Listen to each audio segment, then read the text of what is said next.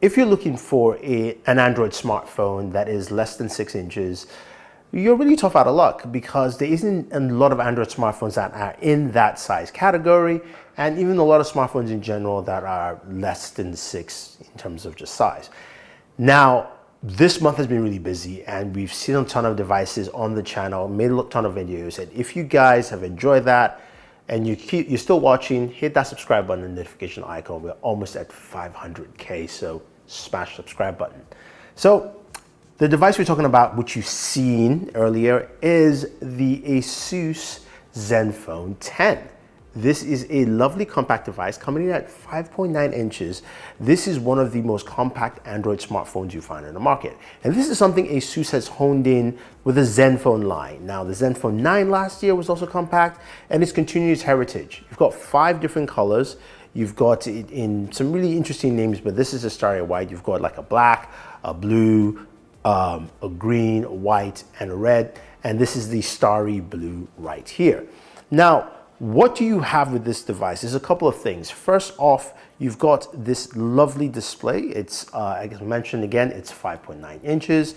This display does 144 Hertz only while gaming, so you only have that. You don't have, it is not an LTPO display, but at least you do have it well focused while gaming.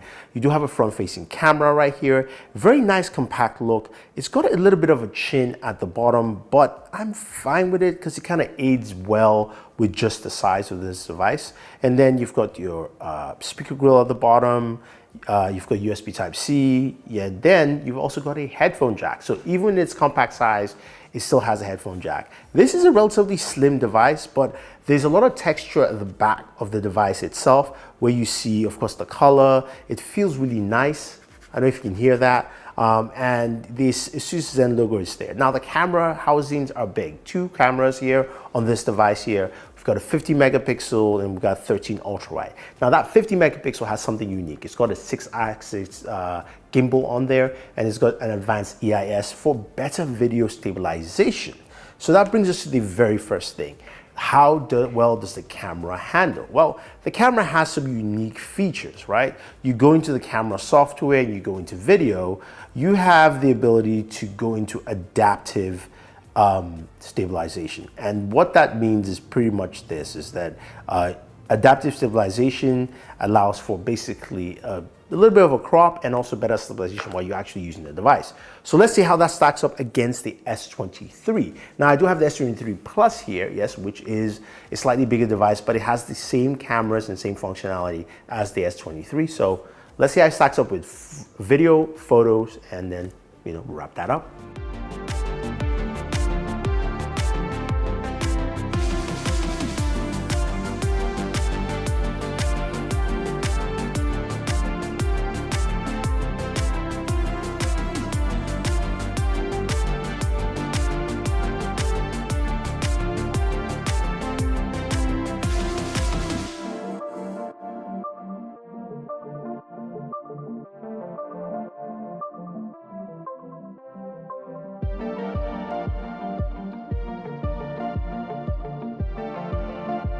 So here's the front-facing camera on both devices.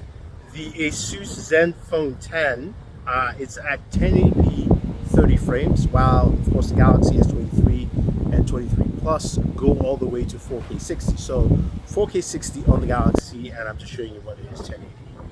You can see here on the Zenfone. So that should give you an idea of what it looks like, and yeah.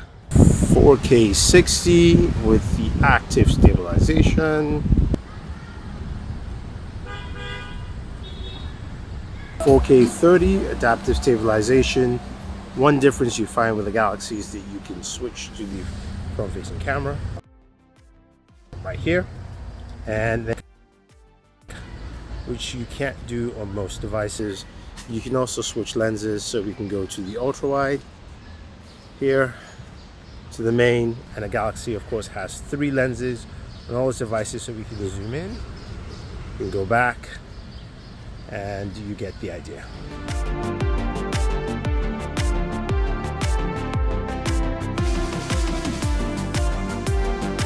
Quite interesting. In terms of video, S23 still takes the win here. I think it does a fantastic job.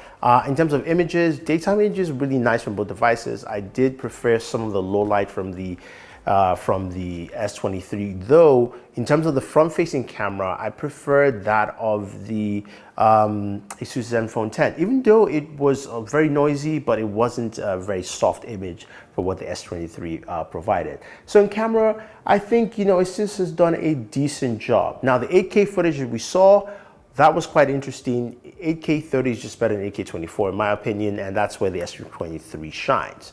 Now, what about speakers? Because you've got some really nice, interesting audio components here. You've got Dolby Atmos for the S23 and 23 Plus, but with the Asus, you also have aptX audio built into it as well. So you've got aptX adaptive, and covers all those aptX codecs as well as high-res audio. So let's see how well the speakers sound.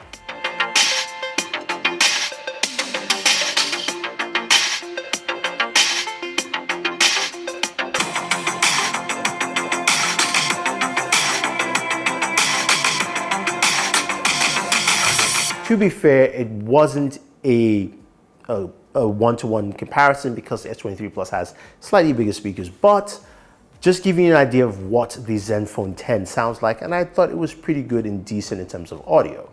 Now, what about gaming? We've got the Snapdragon 8 Gen 2 chip built into it, and honestly, gaming performance is the same across the board with the 8 Gen 2, something you don't really have to test anymore unless the manufacturer really made a big mistake. That being said though, performance on this was really smooth and nice. What I also liked about the performance here is the fact that you've got a lot of the Asus gaming features from the Asus ROG phone in here. So you've got the Game Genie, you can go in, you can customize. That was actually pretty cool to see, and also experience where you can go and maximize your gameplay, look at your stats, all that fun stuff together. So that was actually pretty good. And in terms of battery life, while gaming, yes, you're going to lose quite a bit of battery life there, probably around about 15% if you're doing like an hour of gaming. But when it comes to regular battery life, this has a 4300 milliamp battery, which is actually bigger than what you have in the S23 itself, or even the S23 Plus, and it does a really good job with the battery life. I would say it's quite impressive. I think overall a solid battery life performance from this device. Now, plus that headphone jack is really good too as well. So if you're someone like me that's got a ton of headphones back there, it is something that you would definitely appreciate and use on a day-to-day basis. So overall, where does this device stand? We've got devices like the Galaxy, we've got OnePluses out there, we've got nothing phones, but what about the Asus Zenfone 10? Now, if it comes in at the price of what the Zenfone 9 launched last year, I think that is a solid offering, $699. Now, I don't have pricing at this point when I'm making this video. If I do, you'll see it on screen, but in terms of pricing at $699, I think it's a solid offering. Now, that 6-axis gimbal sounded really nice, but it still didn't do much to improve the video that I wanted to see in comparison to the Galaxy. But in terms of images, you're getting a really good shooter, plus a super compact device. So if you have any questions or any comments, guys, let me know. Are you interested in something this small as an Android phone? Otherwise, don't forget to like, share, subscribe, and always enjoy your entertainment.